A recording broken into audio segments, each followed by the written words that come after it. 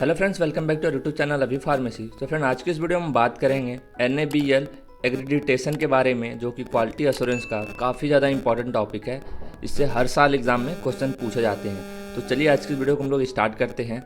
तो जो सबसे पहले NABL होता है, इसका हम लोग फुल फॉर्म देख लेते हैं कि इसका पूरा नाम क्या होता है। तो NABL को हम लोग national accreditation board for testing and calibration laboratories इसका पूरा नाम होता है।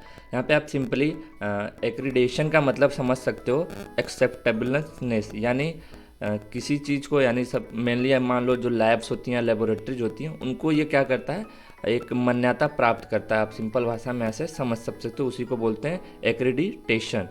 तो NABL is a board for testing and calibration laboratory which provide accreditation to the lab in accordance with the international standards ISO या IEC 17025 and ISO 15189। तो जो हमारा NABL होता है वो एक तरीके का बोर्ड होता है जो कि टेस्टिंग और कैलिब्रेशन लेबोरेटरीज को एक्रीडेशन प्रोवाइड करता है, यानी वही मान्यता प्रोवाइड कराता है। किसके through? International standard ISO IEC 17025 और ISO 15189 के थ्रू।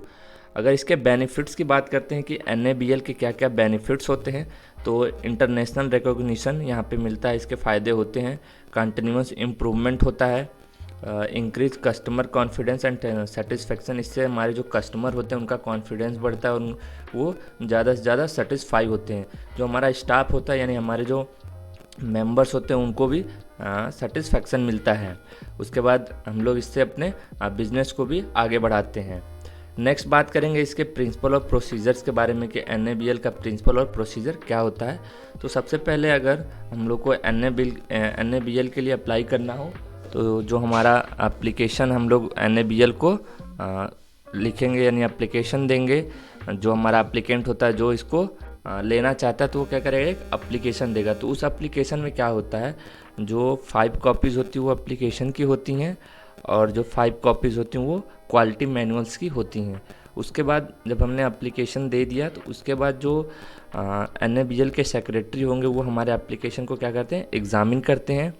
उसके बाद review of quality manual by lead assessor. तो जो हमारा यहाँ पे क्वालिटी मैनुअल था, इसको कौन रिव्यू करेगा, जो एक लीड एसेसर होते हैं।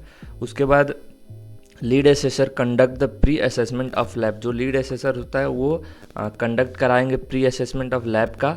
उसके बाद lab take some corrective action after assessment. उसके बाद जो लैब होगा वो कुछ अपने चेंजेस करेगा, यानी कुछ चेंजेस करने होंगे तो वो करेगा असेसमेंट के बाद।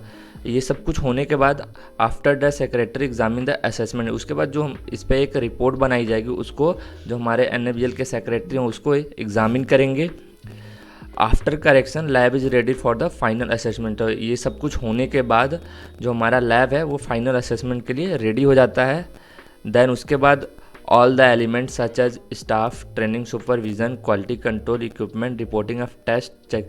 तो जितने भी एलिमेंट्स होते हैं, जैसे कि हमारा स्टाफ कैसा है, ट्रेनिंग कैसी है, सुपरविज़न, क्वालिटी कंट्रोल और जो हमारे इक्विपमेंट्स हैं, इन सबको टेस्ट किया जाता है। उसके बाद हमें जो एक्रीडिटेशन सर्टिफिकेट होता है वो प्रोवाइड कराया जाता है, यानी जो भी लैब आपने अप्लाई किया है उस लैब को एक्रीडिटेशन सर्टिफिकेट दिया जाता है।